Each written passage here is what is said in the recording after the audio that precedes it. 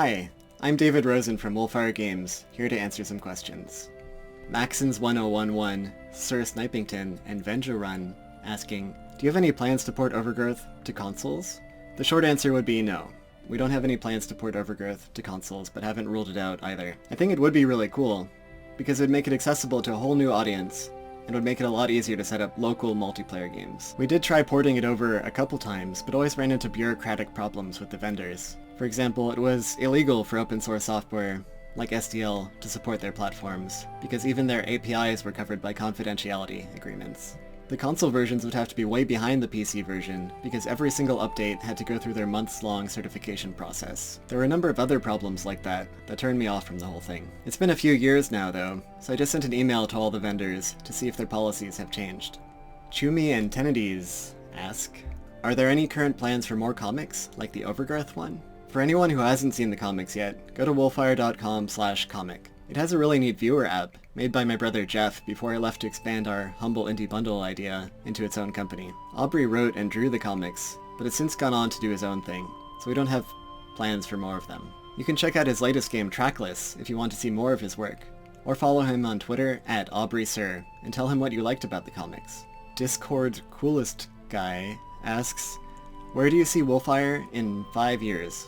I think in 5 years, Wolfire will have released at least 2 or 3 new medium-sized games, and a whole bunch of new game jam projects. I'm also hoping to make Wolfire a valuable resource for aspiring game developers again, especially on this YouTube channel. Joe Dudit and D Definder ask, what's your opinion on ray tracing, and do you have any plans to implement it in your future projects? I don't want to make anything that relies on ray tracing hardware until most players have it, but I think it can be used for a lot more than just subtle rendering improvements. It could also be used for physics, like tracing trajectories of a huge volley of arrows, or light damage for vampires, or possible bullet trajectories to find the coolest ones, or integrating reflections into encounter designs, or even improving audio reflections and echoes. I've heard rumors that some indies occasionally do short consulting jobs to help big companies think outside the box and quickly prototype unusual applications of technology. And it might be smart for Nvidia to get in on that. The One Guy 93 asks, how tall do you think the animals in Overgrowth are in real life? Well, they're roughly human-sized. Like, I think the rabbits are about 5'2", depending on if you count their ears or not. One of the first things Aubrey did on Overgrowth is draw this height chart for all the animals, and it's still fairly accurate for the ones that made it in the final game. Though we did make the wolves a bit bigger, and the rats a bit smaller. I was testing out VR support at one point, and it was kind of cool seeing them all in person. Unity developer asks, how would one go about making a blood dripping shader, like in your game? The original blood splat effect was all done in a pixel shader, where you start with a static image of a blood splat, and then each pixel steals some liquid from the pixel above it. The blood effect I ended up using on characters in the game is a bit different, using the CPU to simulate blood drops that move down the character's surface and leave a trail behind them, dripping off when they reach the lowest point. I might make a video that breaks it down in more detail, if people seem interested.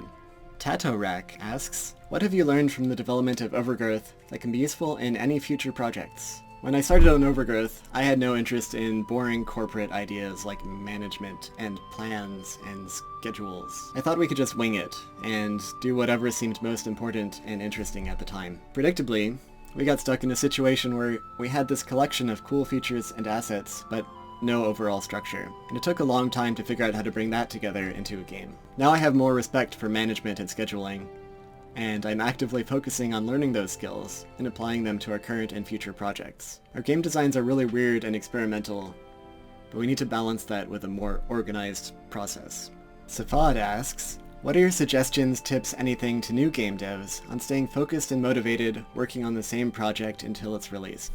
First, I would suggest doing game jams. The beginning, middle, and end stages of game development require completely different skill sets, and if you don't rehearse all of them, you'll be lopsided as a game developer. Like that guy at the gym who skips leg day. With Overgrowth, I never had a problem staying focused and motivated, because we sold pre-order copies. I have some old-fashioned ideas about honesty and agreements, and was absolutely committed to finish the game one way or another, or die trying. That sounds like a joke, but for all the coverage that AAA Crunch has been getting, there's no boss that can be harder on you than you can be on yourself. It's possible to literally work every waking hour of every day for years and years. So as important as it is to stay motivated, it's just as important to draw the line somewhere, because nobody else is going to draw it for you. Anonymous asks, what inspired the combat system in Overgrowth? A lot of my early game ideas came from problems I had with other games. One of my favorite games was Oni, but I always wanted the fight scenes to look like an action movie, and it was really hard to do that, because you can get the range and timing of your attacks wrong in a way that no real fighter ever would. In Quake 3 and Unreal Tournament, they had melee weapons that automatically attack as soon as they get in range. So I was wondering if there's some way to adapt that idea into a context-sensitive fighting system. In Lugaru and Overgrowth, I tried to use that idea to free the player's mind to focus on tactics and timing, instead of memorizing specific moves and sequences. Lestaborns asks, will you create more games with the awesome combat mechanics of Overgrowth? I don't have any specific plans for a new game in that genre yet, but I am interested in revisiting it at some point. For now though, I'm interested in trying other things. Fetragon asks, why are you guys so active on social media again? Well, we're seeing the light at the end of the tunnel on our new project, and want to reconnect with the Wolfire community and with the rest of the world. I don't actually use social media myself, but if you want to talk to me directly, I'm often on the Wolfire Discord channel. We got a whole bunch of questions asking some variation of, what are you currently working on?